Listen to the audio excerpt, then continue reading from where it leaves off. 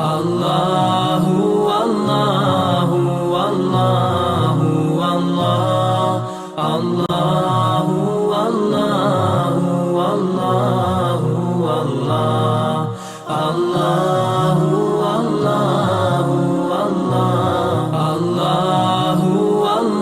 اللہ اللہ اللہ عرب کے سامنے جب یہ کلام پیش کیا گیا تو عربوں نے اس بات کا اقرار کیا کہ قرآن جب کسی بات کو سمجھاتا ہے تو اس بات کو سمجھانے کے لیے اس سے بہتر الفاظ کا انتخاب نہیں ہو سکتا تھا، اس سے آسان الفاظ کا انتخاب نہیں ہو سکتا تھا، اور الفاظ کی یہ ترتیب جس ترتیب سے قرآن نے ان کو پرویا ہے تو اس ترتیب سے بہتر کوئی ترتیب ہو نہیں سکتی تھی۔ اس دور میں جب عرب میں سائنس کے علاوہ اور تعلیم کے علاوہ سب کچھ تھا، تعلیم نہیں تھی، اس دور میں بھی محمد صلی اللہ علیہ وسلم نے جو کلام پیش کیا الحمد سے لے کے والناس تک، اس میں کوئی ایسی آیت ایسی نہیں ہے جس کو آج سائنس کی دنیا میں چیلنج کیا جا سکے کہ سائنسی لحاظ سے یہ غلط ہے، مشاہدے کے خلاف ہے۔ تو ایسا کلام تم بھی بنا کے لے آؤ۔ وَادْعُوا شُهَدَاءَكُم مِّن دُونِ اللَّهِ إِن كُنتُمْ صَادِقِينَ، اور صرف اکیلے یہ کام نہ کرو بلکہ تم اس کام کے لیے ساری دنیا کے فلاسفروں کو جمع کر لو، ساری دنیا کے ادیبوں کو جمع کر لو۔ تو ساری دنیا کے انسان مل کے ایک کتاب ڈیزائن کریں جو خوبصورتی میں ایسی ہو اور اس کی تعلیمات اتنی پاکیزہ ہوں۔ تو اللہ فرماتے ہیں یہ نہیں ہو سکتا۔ فَإِن لَمْ تَفْعَلُوا، اگر تم محنت کے باوجود یہ کام نہ کر سکو، درمیان میں فرمایا وَلَن تَفْعَلُوا، اور کر بھی نہیں سکتے، ہرگز تم یہ کام نہیں کر سکتے۔ فَاتَّقُوا النَّارَ الَّتِي وَقُودُهَا النَّاسُ وَالْحِجَارَةُ، تو پھر اس جہنم کی آگ سے ڈرو جس کا ایندھن انسان اور پتھر ہوں گے۔ پھر بیٹھ کر باتیں نہ کرو اسلام کے بارے میں، قرآن کے بارے میں اور اللہ کے بارے میں کہ میں خدا کی عبادت کیوں کروں، میں رمضان کے روزے کیوں رکھوں، میں حج کیوں کروں، میں زنا سے کیوں بچوں، میں شراب سے کیوں بچوں۔ آج جو سیکولر طبقہ ہے وہ اس قسم کی باتیں کرتا ہے، میں مذہب کو نہیں مانتا، میری نجی زندگی ہے۔ اللہ فرماتے ہیں گزار لو اپنی زندگی، لیکن جس رب نے اپنے وجود کے، اپنی توحید کے اور اپنے برحق ہونے کے دلائل کے انبار لگا دی ہوں، ان انبار لگنے کے باوجود بھی اگر تم اس کی نہیں مانتے تو پھر ہم تمہیں ڈرا رہے ہیں۔ فاتقوا النار، اس آگ سے ڈرو، التی، جس آگ کا ایندھن، وقودها الناس والحجارہ، جس کا ایندھن انسان اور پتھر ہوں گے، اعدت للکافرین، اور ایسے ہی کافروں کے لیے وہ تیار کی گئی ہے جو اتنے دلائل سننے کے باوجود بھی انکار کرتے ہوں۔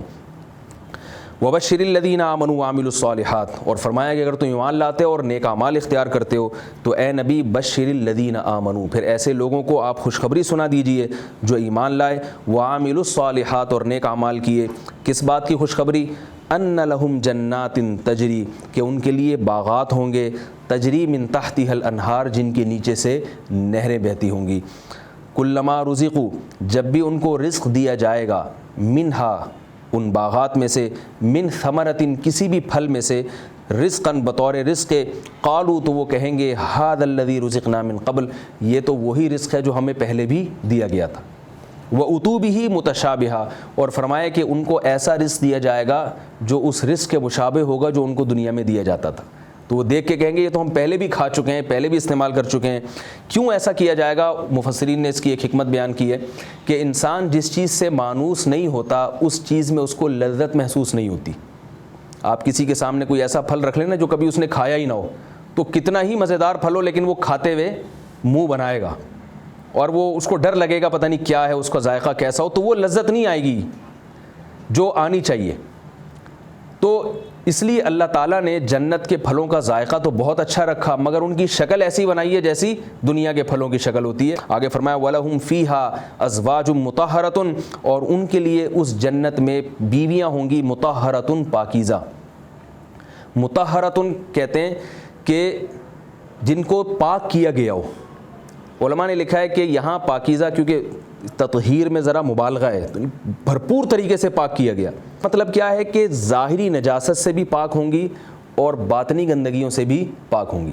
عورت میں برائی کیا ہو سکتی ہے؟ دو برائیاں، یا تو ظاہری طور پر گندگی ہو، اس میں جسم پاک نہیں ہے، اس کا حیض و نفاس کا خون ہے، یہ ساری چیزیں عورت کو ناپاک کر دیتی ہیں، اور باطنی نجاست کیا ہے؟ اس میں حسد ہے، کینہ ہے، ناشکری ہے، اپنے شوہر سے محبت کرتی نہیں ہے جتنی محبت اس کو کرنی چاہیے۔ تو اللہ نے فرمایا کہ جنت کی جو حوریں ہیں جو ہم نیک بندوں کو دیں گے، جو ہماری آیات پر ایمان لاتے ہیں اور نیک اعمال اختیار کرتے ہیں، وہ حوریں ظاہری گندگیوں سے بھی پاک ہوں گی۔ جنت کی حوریں حیض و نفاس سے پاک ہوں گی اور جسمانی بدبو سے، پسینے سے، ان سب برائیوں سے پاک ہوں گی، بڑھاپے کی آفت سے پاک ہوں گی، اور کیا ہے، بدصورتی کی نجاست سے، بدصورتی کی ایک عیب ہے، اس عیب سے بھی پاک ہوں گی، اور ظاہری باطنی نجاست سے بھی، وہ کیا ہے کہ اپنے شوہر سے محبت کریں گی، ان کے دل میں کینہ نہیں ہوگا، حسد نہیں ہوگا، یہ ساری چیزیں نہیں ہوگی، اور لڑائی جھگڑا نہیں ہوگا۔ وَهُمْ فِيهَا خَالِدُونَ، فرمایا ان نعمتوں میں یہ ہمیشہ ہمیشہ رہیں گے۔ دو نعمتیں اللہ نے بیان کی، ایک رزق زبان کی لذت اور ایک خواہش نفسانیہ کی لذت۔ انسان ان دو لذتوں کے پیچھے جتنا فریفتہ ہوتا ہے، کسی اور چیز کے پیچھے اتنا فریفتہ نہیں ہوتا، اور ان دو چیزوں کے پیچھے ہمیشہ اپنی آخرت برباد کرتا ہے، ایک پیٹ کے پیچھے اور ایک شرمگاہ کے پیچھے۔ بعض لوگوں کا پیٹ بھرتا ہے تو وہ اپنی شرمگاہ کو حرام راستے پہ ڈال دیتے ہیں، ناجائز دوستیاں لگاتے ہیں لڑکیوں سے اور حرام کی طرف چلے جاتے ہیں، کیونکہ زنا سے بچنا بہت مشکل ہوتا ہے ان کے لیے جس کو زنا کرنے کے مواقع ملیں۔ تو اللہ فرماتے ہیں کہ یہ جو دو بڑی لذتیں ہیں، زبان کی لذت اور اپنی خواہش نفسانیہ کی لذت، یہ دونوں لذتوں کو ہم جنت میں پورا کریں گے۔ اللہ اللہ اللہ اللہ اللہ